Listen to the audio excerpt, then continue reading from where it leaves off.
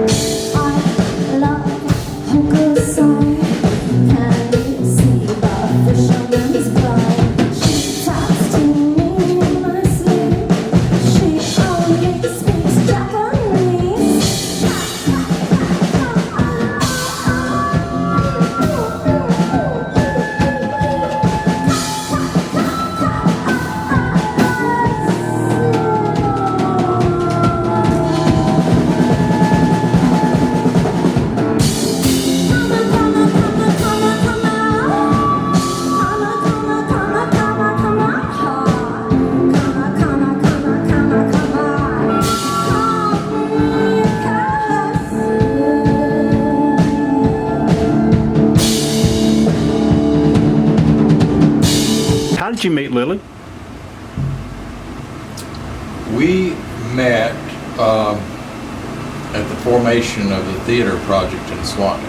She is a playwright as well, and we were working together, considering the production of a play at the Tennessee Williams Theater at the University of the South.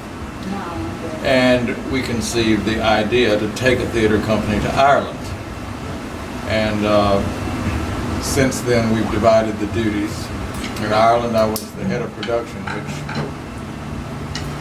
meant I did all the dirty work, technical, construction-wise, otherwise, and Lily was the artistic director. But in fact, we have always shared the burden of both the artistic and the technical work. We do so much of our own graphics, our own photography, our own videos. We have, in each our way, certain strengths in the production values of the band as we put it out. And but that all began when we started this theater project that we decided to take to Ireland.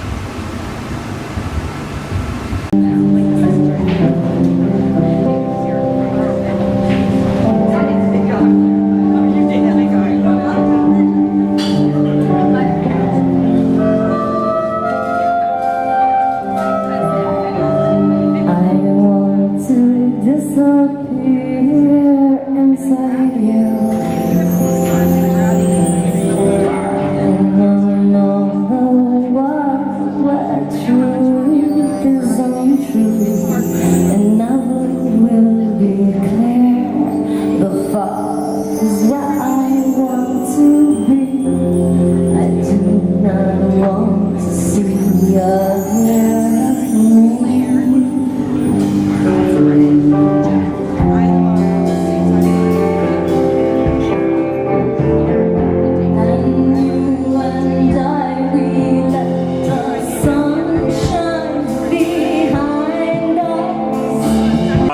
process? Usually, there's a golden feeling that comes on. It's kind of in the air, kind of like pollen. And it's about to permeate everything. And I can feel it, like I've got that golden feeling. There's something coming on in the air. And when I feel it, I know that I have to obey it. And if I don't, it's going to go away. So if I'm in the middle of something that I can put down, I do it immediately, and I get my guitar. And then I sit with my guitar, and the motion of whatever is coming out through that feeling into the guitar starts coming into me. And then I usually open my journals, because I'm always keeping notes with a little notebook in my purse. And then those words, I'll start merging those words with what's coming out from the golden feeling. And that's usually how every song happens. Where do the lyrics come from? My little notebook. Okay. But my little notebook has lots of quotations from Hal and Sophie and other people in my life, people I encounter. Sometimes I'm at a bar and I write down the conversations I'm hearing or having. So there are a lot of things. There are actually, in our songs, there are a lot of quotations from several people who live in Athens that are immortalized forever in these tunes. And we know who they are, but we don't necessarily advertise it. No, we don't necessarily share. What does Athens mean to you? Athens was always a place that existed for me through REM, and especially Michael Stipe. He was a huge influence to me and a huge role model. And when I had my first figure modeling photography show here in Athens, I walked across the street afterwards and to Art Rock's and there on the wall was a huge black and white, gorgeous nude of Michael Stipe. And so for me, before I was in Athens and then while I was in Athens, the feeling that I get out of from their songs and their lyrics is to me, to me, Athens is an REM song. What can I say? This song is a couple months old. It's called Baker Island. And we've got a music video coming out this summer to this one. Fully clothed.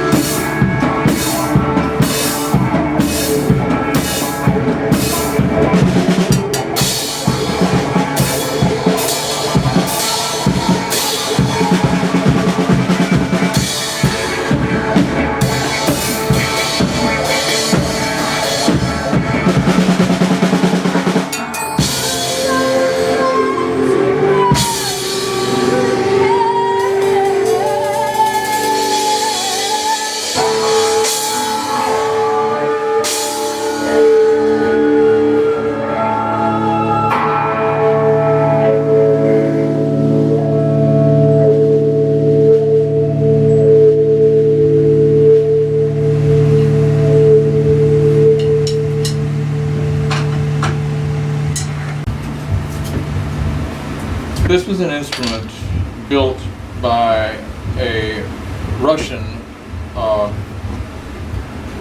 physicist and spy and musician named Leo Theremin. Basically, it has an electromagnetic loop here that controls volume, and a tower, the distance from which determines the pitch of the tone, and you can vary various aspects of that tone and pitch.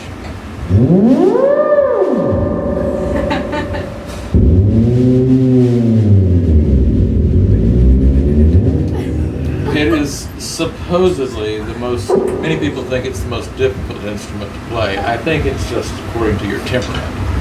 The scale is logarithmic. The distances between the notes decrease toward the middle range from high, and then the distances decrease again toward the low range. So it's a very delightful, intuitive instrument that you have to marry.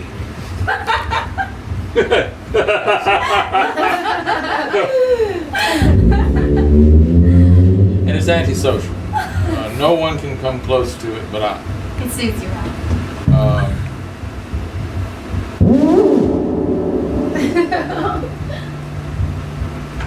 I was raised deep in the woods of Tennessee, 4 miles out on a dirt road, beyond all hope of civilization, in the ruins of Civil War forts and walls, and snakes and the chipmunks and the rats and everything else were my friends. And I think that's a lot of where my drumming comes from, actually, is from living kind of away from everything for a long time until I grew up and I had to face the world. And it wasn't an easy awakening for me to come out of those woods, but I did. And yeah, I was deep in the woods on the Cumberland Plateau in Tennessee. And everything that I do now, like drumming, poetry, everything else, kind of harkens back to that place before I was intruded upon by everything that calls itself normal life, which in fact is bullshit. So yeah.